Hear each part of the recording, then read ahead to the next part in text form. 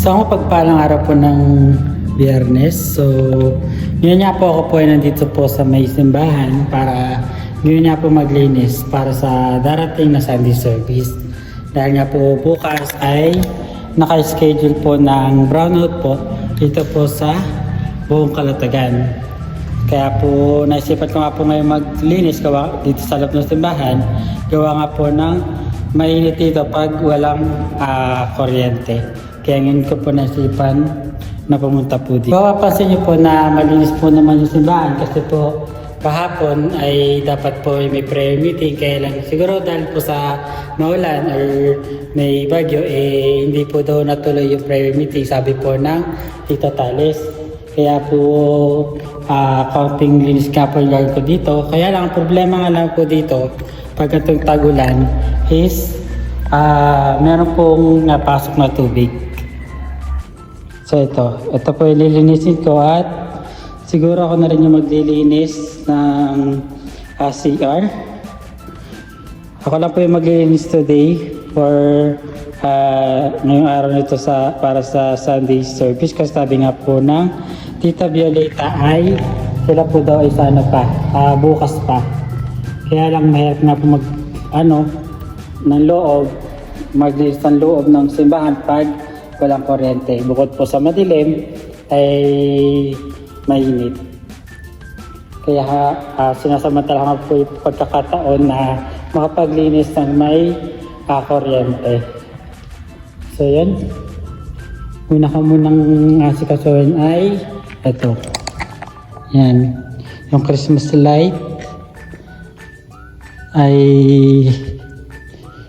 bumigay kasi naka-tape lang siya. So yun muna yung aking time para maayos ito bago ako magbubuli. So yun, at dahil wala kang hinahintay, so magkapakapata ako ng upuan para sa pagkakapitan na Christmas light.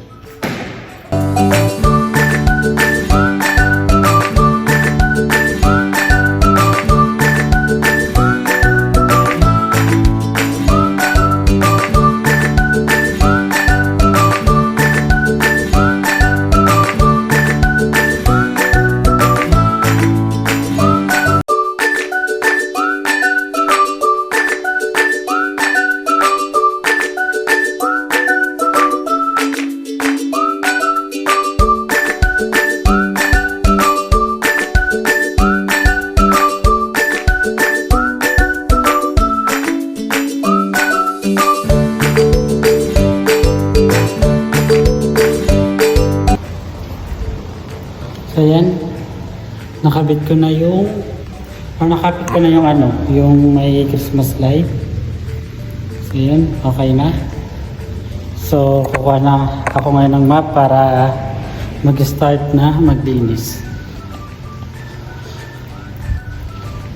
Isa pala sa problema namin dito kasi hindi lang yung napasok na tubig. Kasi nung kumukuha ako dito ng tape na pang-capture sa Christmas light, may part dito sa sulok na basa-basa. Meron dito tumutulo. Yan.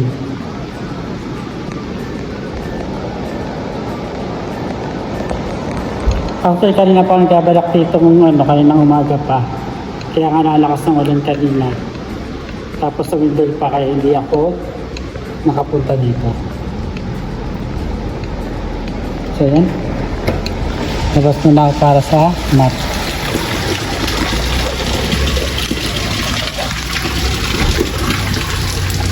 Hindi nga para man na ulan.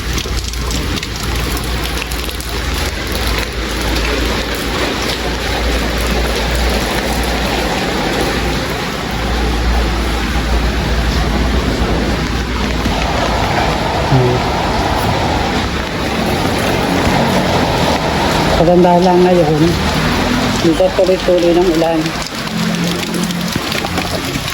Kaya hindi naman naba.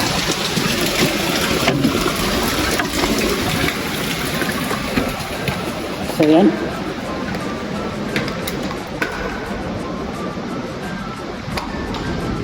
Amat na.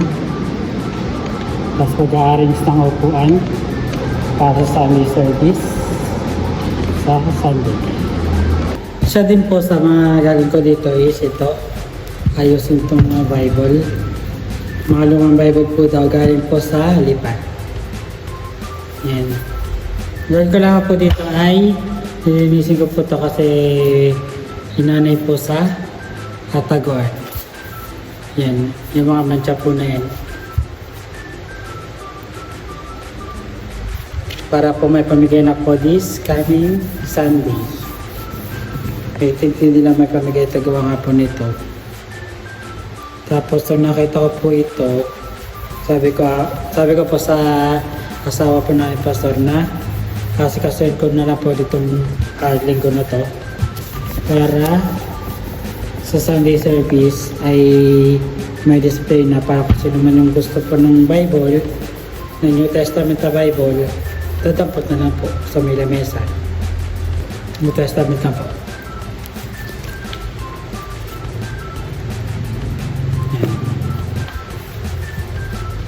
Pagkatapos ko po dito, i-ayos ko po yung table na to. Yung pinaglalagyan po ng or ginagamit namin sa nanay every first Sunday. Ito ko na po ilalagay. Tapos, i-display ko na lang po dito sa tapat ng pinto. Para kitang-kita. Yung iba, hindi siya nanay. Yan. Kagaya ito, wala siyang bakas ng nanay. So, ang ginawa ko na lang ay pinunasan ko na lang. Madami lang palang lang. Kaya lang, yung pinaglagyan kasi nito is parang may natulo doon. Kaya ang iba, basa. Medyo basa gawa ng pag naulan ay natulo pala doon sa pinaglagyan ng Bible. Tingnan na natin kung ipapansin ng Bible sa Sunday. Yung karamihan kasi ng ginagamit talaga ng Bible ngayon, hindi na itong gatong literal na Bible, kung hindi application. At least may choice nga naman kung anong version yung kanilang gagamitin, kung saan sila komportable. Isa sa rasad kung bakit kami dito ay para iuwi na yung iniwan kong tela dito, telang puti na ginamit namin na tablecloth sa buffet table. So yan, ito.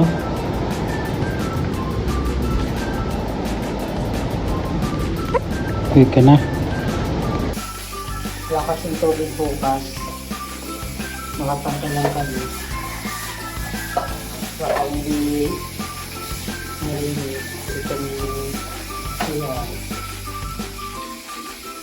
Kaya sinabit ko na.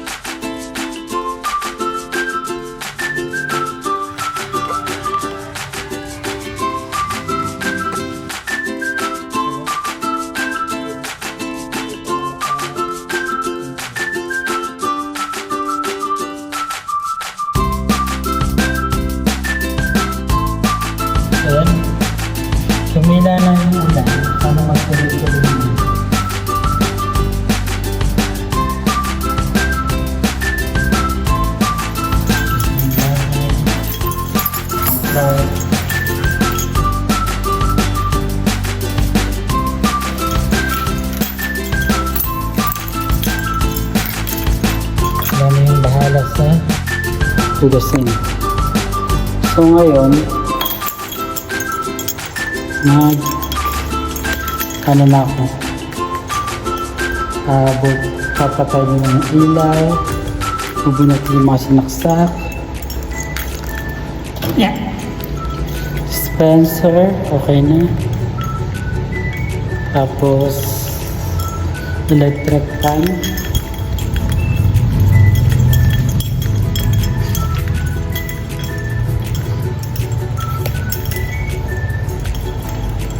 Yan.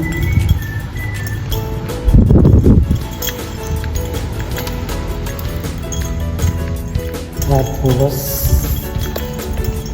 yung pinapa-charge si Kuya Jopet dahil pamihado, pag hindi sinarge yun ngayon, sinarge ko na ngayon yung battery at saka ginagamit ni Kuya Jopet sa sa gitara, electric guitar. Kasi pamihado hindi ma-charge gawa ng walang kuryente bukas ang buong kalatagan ng GCP. At lastly, itong mga ilaw muna ko sa likod.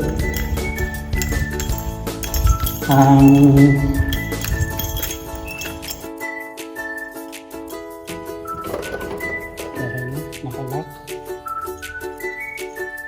Tapos ilaw.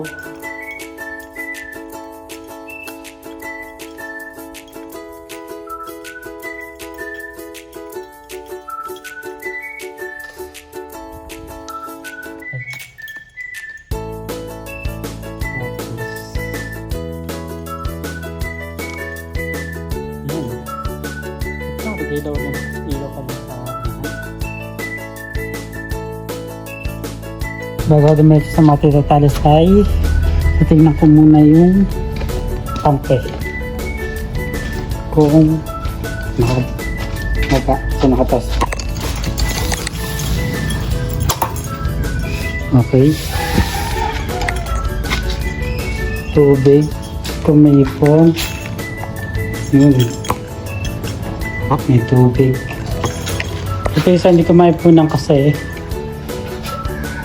wala na yung pinaka-timba. So ngayon, oras na para ibigay sa Tita Talis ang suso ng church. Nakalak na ang church. Kaya pwede nang hindi bisitahin ng Tita Talis. Yan. Hindi ako nag-bike kasi nang pumunta dito ay malakas ang ulan. Kaya ako ay nag-tayo na lang. Tayo tapos lakad. Ngayon, lakad na pa uwi. Kaya pa nagpunta tapos ako ay alas 3. Yun.